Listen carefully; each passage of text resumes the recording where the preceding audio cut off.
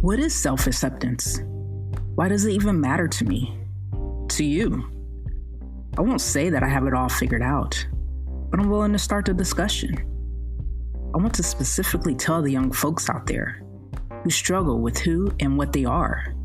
I see you, and I would like to talk to you. To the parents and allies, hear me out. I hope to enlighten you on your child or your friend's inner world. This podcast is raw. It is messy. My thoughts are sometimes incomplete and imperfect, but it is me. This podcast is for us.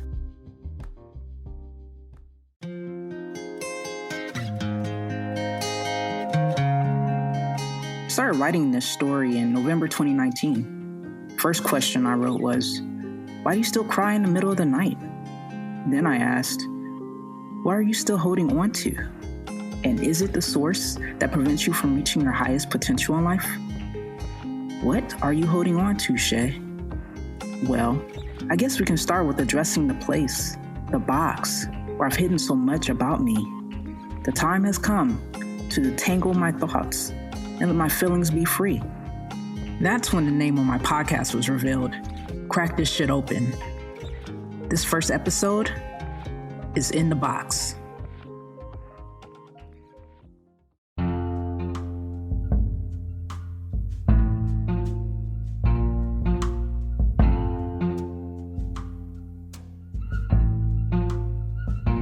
It was the day after Christmas in 2019. I met up with a friend, Jeremiah, who I call Jay. We spontaneously decided to have drinks at a restaurant in Virginia Beach Town Center. The weather was somewhat nice, so we sat outside and caught a bit of the street sounds and vibes.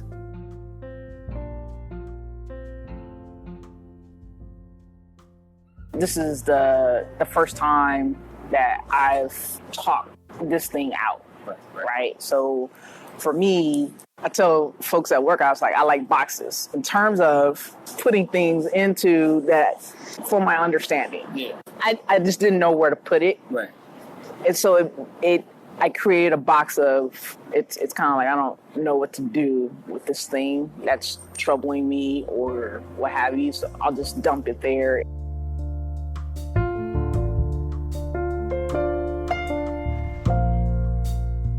Boxes are all around us.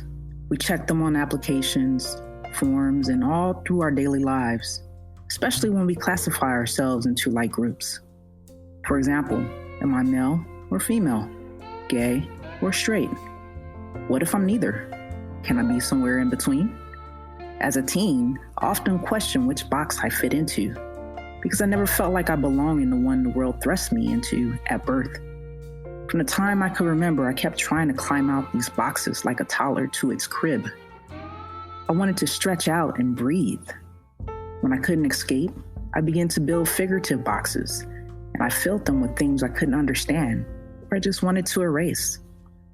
Until one day, the weight of those boxes stopped me from moving forward. I needed to empty them and the feelings they hid inside. I think I'm ready now. What I was previously explained to you, body dysphoria, right? Of course, at the age of, 9, 10 was probably some beginning changes that I noticed. And then 12, 13, it was like a wrap. It was like, what's going on, right? And so when I was growing up, I didn't see myself as female. For example, my dad wore suits and ties, and when he was gone, I would go up into the bathroom and I would pretend put shaving cream on my face, and I would act in his likeness. Yeah, right. When my cousins were around, I would pick up indicators and how they were sitting, how they were talking, and I would imitate in their likeness. Right. When I was with my friends and we would play house, and these were girls, I always played a dude. So I was the husband, I was the father. Right. That was it. Or I was like the little brother or the big brother. Or I was the boyfriend or whatever on the dude spectrum, you know what I mean? And if someone on the outside in be like, y'all girls. But in my mind, it was like, I used to call myself Sebastian. That was my name. I don't know where it came from. I do know where it came from. You want to share? I'm curious. Think about it, Sebastian. So my favorite movie was The Never Ending Story. Oh, respect. Okay. Yeah, I was that kid. That was a good movie, though. Thank you very much. The Dragon. Yeah.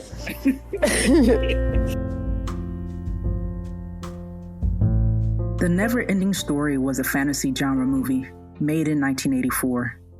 It is told through the eyes of a middle school kid as he's reading a book. The story is about Fantasia, a fantasy land threatened by the Nothing, a darkness that destroys everything it touches. The kingdom needs the help of a human child to survive. As you guessed it, Sebastian is the protagonist. I must have watched that movie about 10 times or more. I was intrigued by Sebastian, his coolness and savvy. I wanted to be him, and when I watched that movie, I was him. Besides, Sebastian is just a cool name. So I didn't start getting indicators until I started getting into 8 and 9 range, where I was starting to get the little pushback, either from the boys I was hanging around or the baseball team that I was on, where, maybe a boy kind of, touched me or whatever, and I'm like, yo, what's really going on? Or my mom, or, my dad and how he treated me separately from my brother. Like I said, I didn't have a name for it. I just knew in my quiet moments, as I got into, like I said, 7, 8, 9, when I was looking in the mirror and I was hearing these things, that's when it started. Like, why am I different? Right. Well, I'm just like them. Yeah. You know what I mean? It's like in your mind. Yeah, in my mind, I'm like, Jim, why are we different? You know what I mean? Then puberty hit, and that fucking blew my mind. Like, for real, yo. I mean, I think it blows any person's mind, like any kid, because it's like, what's going on? Like, your body's just like doing some crazy stuff. Literally, it was 0 to 100. But the difference is once you start to know what's going on and know what you're growing into, there's that excitement. For like a boy, it's like, oh yeah, I'm getting my grown man voice. So, I got my little peach bud, you know what I'm saying? Right. Because you like, I'm trying to get into my manhood, and those are pieces of it. So you start to welcome these changes. And then for the girl, I was growing up, girls were like stuffing their bras with like tissue and stuff like that. And they were really trying to get into their womanhood. Mm-hmm. So even though, they would go through puberty and it may be scary, they knew what it... There was a sense of excitement. Attached to it. It's like, all right. Right. So when I went through, I didn't have that, because what was happening was, this is where the body dysphoria was going, is... okay, my chests are expanding. Well, if I'm thinking I'm like Jim and Timmy and Travis who don't have chests. Yeah, right. Like, well, or my dad who doesn't have chests. Yeah. What's going on? Like, wait a minute, I'm going in the direction of my mother. But I should be going. I grew up shaving. Right. And it's like, I should be going in a completely different way. So for me, it was panic. It was sheer panic. It was like, how do I make this shit stop? Mm-hmm. You know what I mean? It was sheer panic. Yeah. Not knowing what to do, like thinking, how do I make it stop? Yeah. In my crying moments, crying, just being frustrated. But I was such a quiet child that, I often tell people, watch your kids. Watch your kids, because an unhappy kid is either going to act out in two ways. Either going to be very withdrawn and almost have no emotion. Yeah. You know what I mean? And you can kind of feel that they're just like fighting with something inside, right? Or they're gonna act outwardly and be very angry, temper tantrums or throwing stuff or very destructive, right? So I think my mom and my sister could sense it because I just wasn't talking, and they could just see just in my face and in my demeanor that I was just like, you know. But how do you communicate this? At 40, 41, I know it's body dysphoria. Right. But, 8, 9, 10, 13, 15, what is this shit? Yeah, what is you don't have a name for it, like you said. You don't. There's nothing you can. How do you tell someone? You don't. And not only that, but then growing up the way that I did, no one pushed back on it until I started getting into my teen years. Mm-hmm. Then it was like, okay, the boy clothes, the way you carry yourself, right. The things that you're interested in, what's going on. You should be desiring or in these things. So for my mom, it was like she was failing as a mother because she wasn't grooming me to be the biological female that I was. Right. And so there was a lot of like house fights where she would yell at my father and say, look, if you would be in her life more, that sounds fun, we'll talk about that later. If you be in her life more or you be more involved, then she wouldn't be this way. Well, what do you mean be this way? Yeah. Am I like fucked up? Like, right. There's something wrong with me? Like I need to go to a doctor? Like yeah, because in your mind, like this is me. Right. That's what do you mean be this way?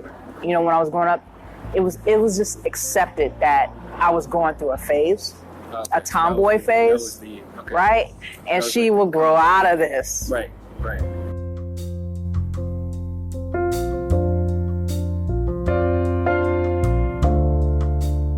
Society is generally accepting of prepubescent girls who act more like boys. In my household, my parents and family convinced themselves that I was passing through a phase. A phase? Do all girls pass through such a phase? Is the phase like some symbolic tunnel which some of us pass through and others don't? What about those who identify more on the male end of the spectrum? Not all of us gracefully transform and own womanhood.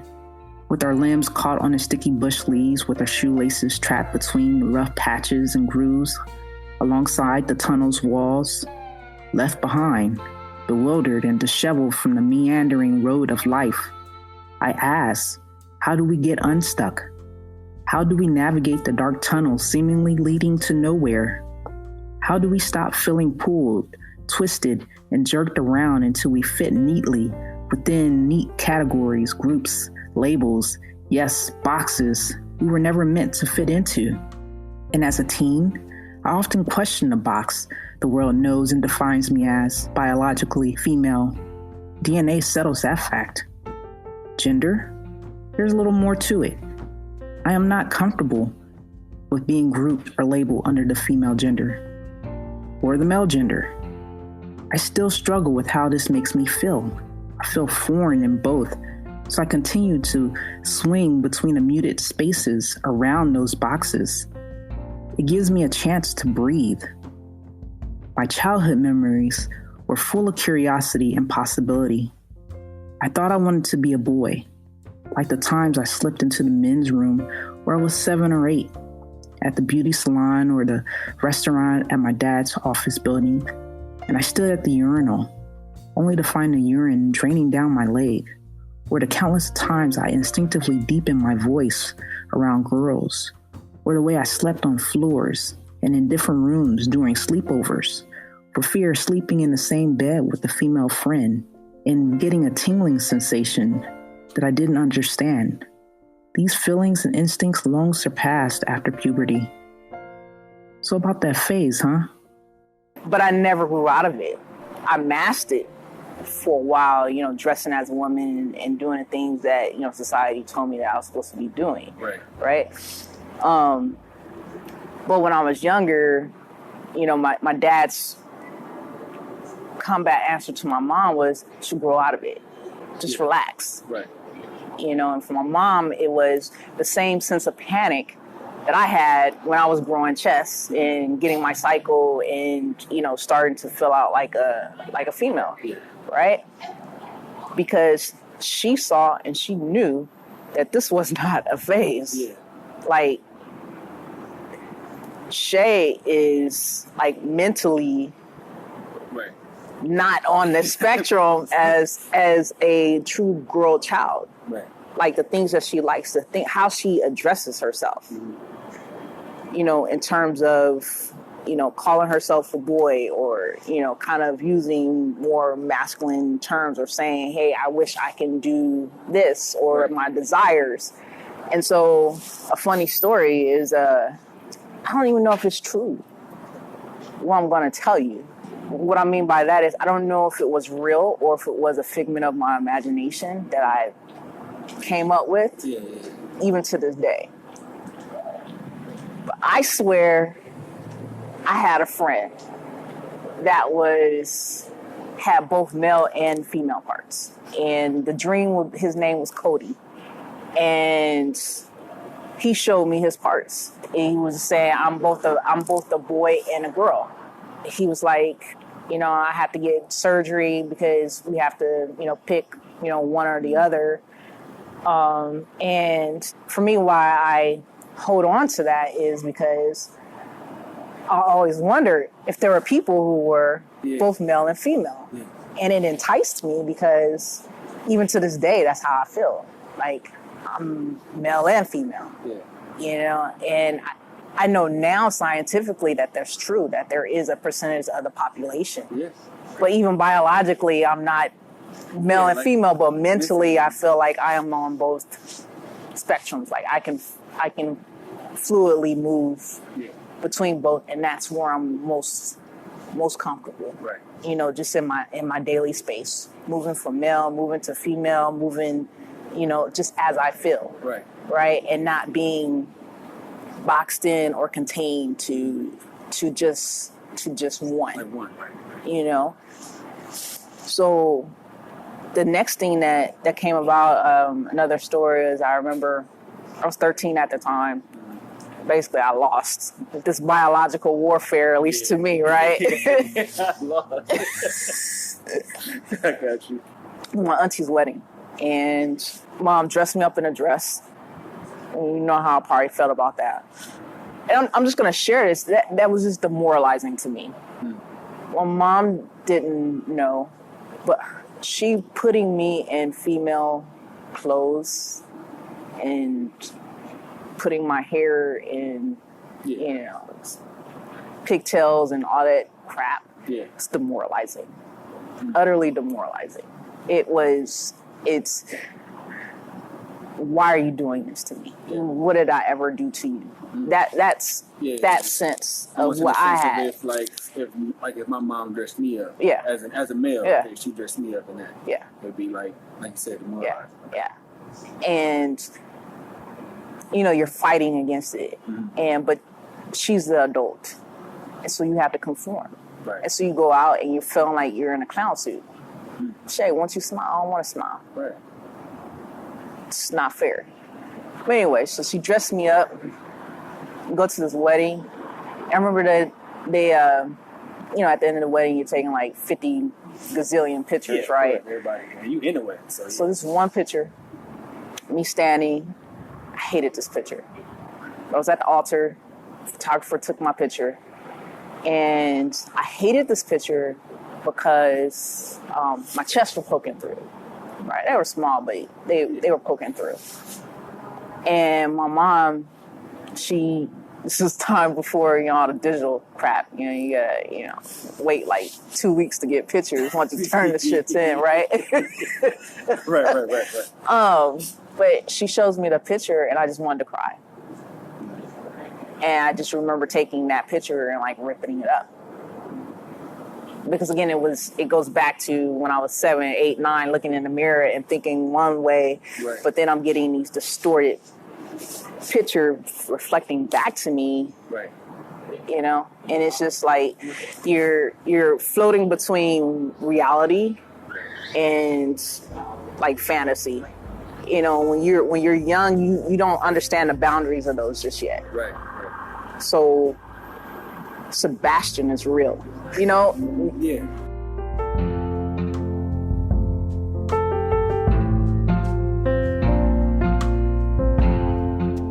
This is some deep stuff. No wonder I threw this shit in the box. having to try and sort through this as a preteen and even a young adult. When young, how do you sort through this? How do you begin to even know which way to go? See what I'm saying? How do you even begin to open that up and ask your parents? Like, hey ma, why didn't you make me a boy? Or why am I a girl? I mean, there's nothing to say. For some, for me, I just dealt with it by locking my feelings away deep inside into a made-up area deep in the back of my mind for the sake of cleaning away the bad stuff. That area became my magical box for painful, confusing, or hurtful experiences. I think we all make those boxes to compartmentalize and separate what we can't understand and deal with from what we can. But after a while, and over the years, that box starts to fill to capacity, and it becomes heavy and messy, even spilling over into other areas in your life.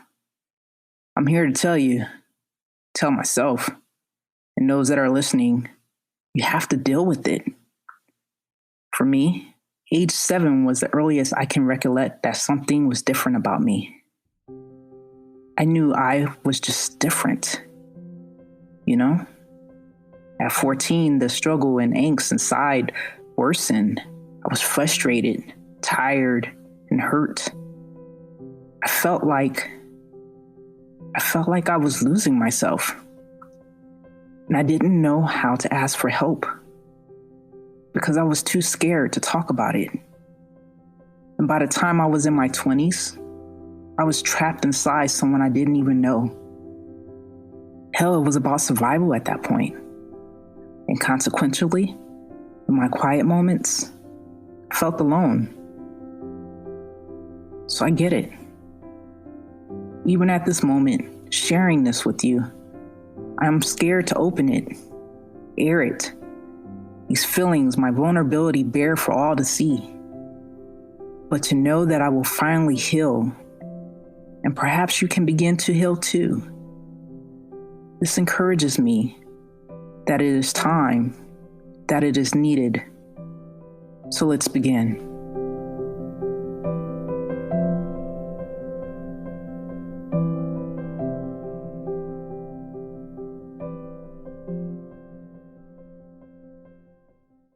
The following is an excerpt from episode 2 of Crack This Shit Open. I knew that word was bad. And as I shrunk and pleaded for them to stop calling me a name, I had no idea of its meaning. My classmates became more emboldened and motivated to chant louder and louder until I shrunk, smaller and smaller. My voice fell mute.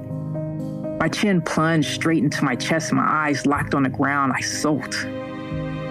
When I went home, I asked my mom about it to explain to me this word that was hurled at me like a blunted stick. I wanted to know how it became this thing that others could so easily define about me. My silence had only given others more power to smother me in a cloak of that word. I ran to my mom to save me from the torment I had just suffered, to reassure me that I was not that word or the ill feelings it made me feel. But that never happened. What I failed to remember was that I was in a traditional Black home.